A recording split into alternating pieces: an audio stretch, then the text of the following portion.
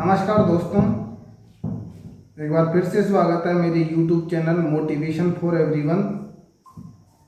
मैं आपके लिए फिर से लेके आया हूँ एक नई मोटिवेशनल स्टोरी। तो शुरू करते हैं। एक व्यक्ति काफ़ी दिनों से चिंतित चल रहा था, जिसके कारण वह काफ़ी चिड़चिड़ा व तनाव में रहने लगा। वह इस बात से परेशान था कि घर के सारे खर्चे उसे ही उठाने पड़ते हैं। पूरी परिवार की जिम्मेदारी उसी के ऊपर है। किसी ना किसी रिश्तेदार का उसके यहाँ आना जाना लगा ही रहता है।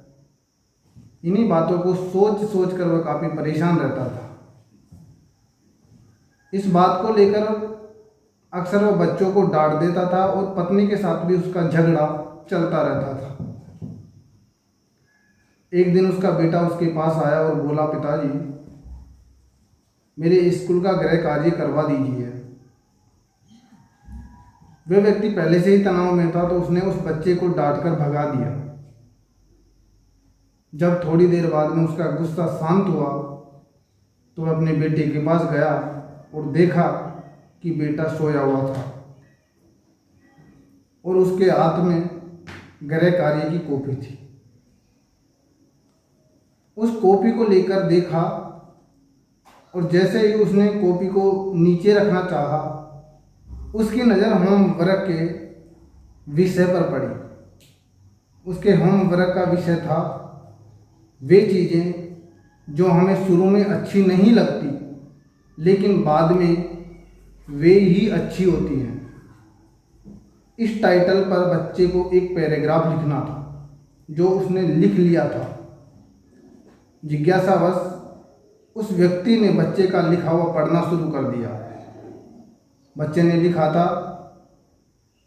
मैं अपने फाइनल एग्ज़ाम को बहुत धन्यवाद देता हूँ, क्योंकि शुरू में तो ये बिल्कुल अच्छे नहीं लगते, लेकिन इसके बाद स्कूल की छुट्टियाँ पड़ जाती है।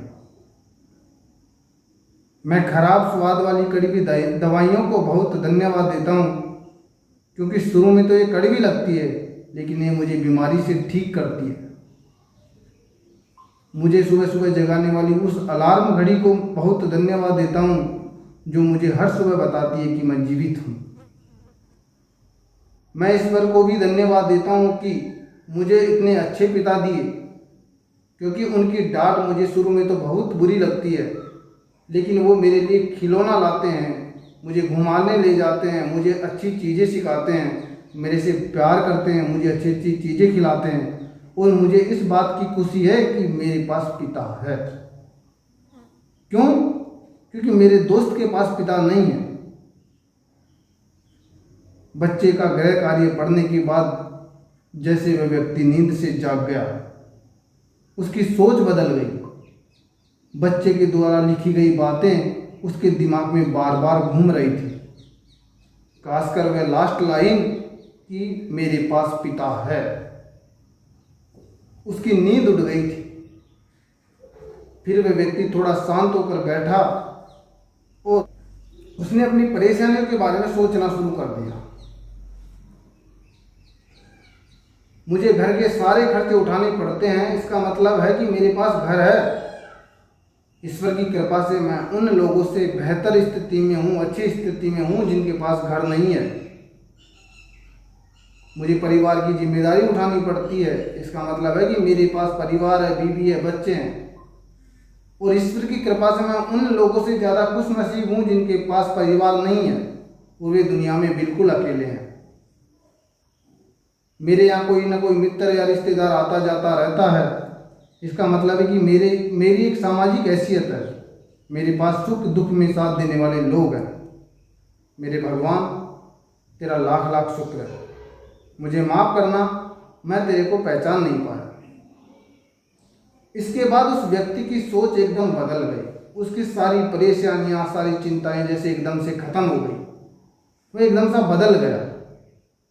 वह भागकर अपने बेटे के पास पहुंचा और सोते हुए बेटे को गोद में उठाकर उसका माथा चूमने लगा और अपने बेटे तथा भगवान को धन्यवाद देने लगा।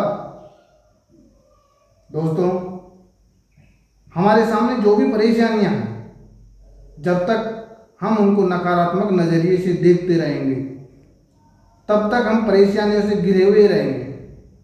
लेकिन जैसे ही हम उन्हीं चीज़ों को, उन्हीं परिस्थितियों को सकारात्मक नज़रिए से देखेंगे, हमारी सोच एकदम से बदल जाएगी। हमारी सारी चिंताएं, सारी परेशानियां, सारे तनाव एकदम से खत्म हो जाएंगे और हमारे जो जीवन में मुश्किलें हैं उनसे निकलने के लिए नए नए रास्ते में दिखाई देने लगेंगे। तो दोस्तों, कैसी लगी आज की कहानी? यदि अच्छी लगी तो मेरे वीडियो को लाइक करें, शेयर करें और मेरे चैनल को सब्सक्राइब करना नहीं भूलें। धन्यवाद।